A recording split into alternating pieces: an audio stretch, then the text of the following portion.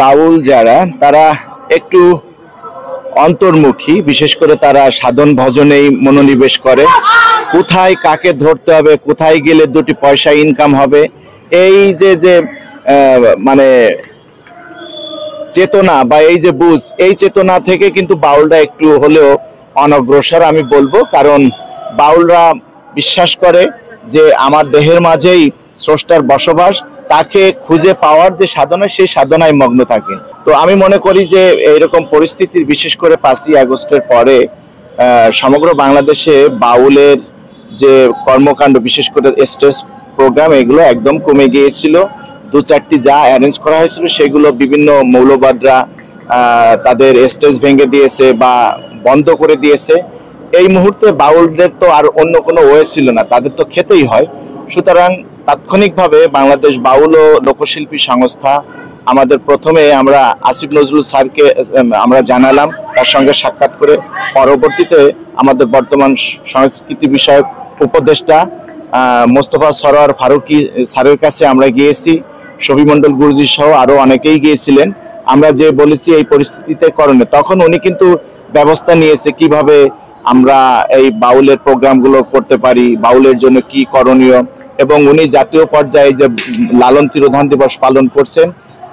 আসলে আমরা এই মুহূর্তে যেটা করতে পারি সেটি হচ্ছে যে আমি সরকারের কাছে অনুরোধ করব যে বাউল অনুষ্ঠান আয়োজন করার ক্ষেত্রে শুধু আইন শৃঙ্খলা বাহিনীকে অবহিত করলেই হলো, যদি সেটি ভালোভাবে উদযাপন হয় সেই কাজে আমরা সহযোগিতা চাই। 2008 সালে ইউনেস্কো এই বাউল গানকে masterpiece of oral and intangible cultural heritage হিসেবে অ্যাকনলেজ করেছে। এর অর্থ হচ্ছে এই বাউল গানকে বা এই বিশ্ব ঐতিহ্যকে সংরক্ষণ করার জন্য, সেফগার্ডিং করার জন্য রাষ্ট্র এবং ইউনেস্কোর দায়িত্ব রয়েছে। তো আমরা সেই ইউনেস্কোর সেই যে বিশ্ব ঐতিহ্য, সেই বিশ্ব ঐতিহ্যকে বাস্তবায়ন করার জন্য প্রথমে আমরা যে কাজটি করছি সেটি হচ্ছে সমগ্র বাংলাদেশে কতজন বাউল আছে এবং তাদের আর্থিক এবং সামাজিক অবস্থা কি, এই জরিপটা প্রায় আমরা সম্পন্ন করেছি ইউনেস্কোর সহায়তায়। এটি হচ্ছে একটা বিষয়। দেন আমরা জাতীয় এবং আন্তর্জাতিক পর্যায়ে আমরা বাউল উৎসব করব, বাউল দর্শনের প্রচার প্রসার ঘটাবো। এটি সরকার এবং ব্যক্তি পর্যায়ের সাথে সাথে সাংগঠনিক পর্যায়ে আমরা চেষ্টা করব। আর আন্তর্জাতিক মহলকে যে নিপীড়ন, বাউল অনুষ্ঠান বন্ধ, এই উপলক্ষে আমাদের কাছে আন্তর্জাতিক, বিশেষ করে এএফপি, তারপরে ব্যানার্স, বাংলাদেশের অনেক মিডিয়া, তারা আমাদের কাছে যখন জানতে চেয়েছে তখন আমরা কিন্তু এটি সম্পর্কে বলেছি যে কি করণীয়। সেটি হচ্ছে যে আমাদের এই বাউল অনুষ্ঠানে বিশেষ হচ্ছে যে প্রথম বাধা যেটি, সেটি হচ্ছে আমাদের বাউল আখড়া ভেঙে দেওয়া হচ্ছে, আমাদের বাউল অনুষ্ঠান বন্ধ করে দেওয়া হচ্ছে।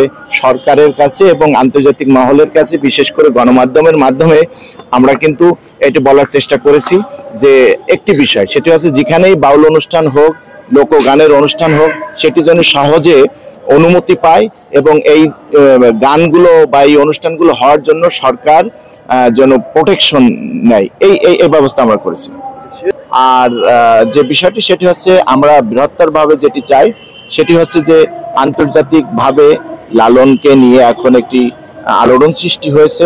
আমরা চাই ভল্টেয়ার, রুশো, সক্রেটিস, এরিস্টটল বা জালালউদ্দিন রুমি যেভাবে আন্তর্জাতিক মহলে খুবই সমাদৃত, আমরাও ট্রান্সলেট এবং আমাদের দর্শন, আমাদের মানবতাবাদ, এগুলো নিয়ে আমরা আন্তর্জাতিক মাতৃভাষা ইনস্টিটিউট, আমাদের সংস্কৃতি বিষয়ক মন্ত্রণালয়, ইউনেস্কো বা অন্যান্য যে সংগঠন আছে, আমরা যেটা চাচ্ছি প্রতি বছর অন্তত একবার হলেও ইউকে লন্ডনে আমরা একটা আন্তর্জাতিক বাউল ও লোক উৎসব আমরা করব। পর্যায়ক্রমে এটা আমেরিকাতে করব, অস্ট্রেলিয়া মহাদেশে করব, এই পদক্ষেপ আমরা নিয়েছি।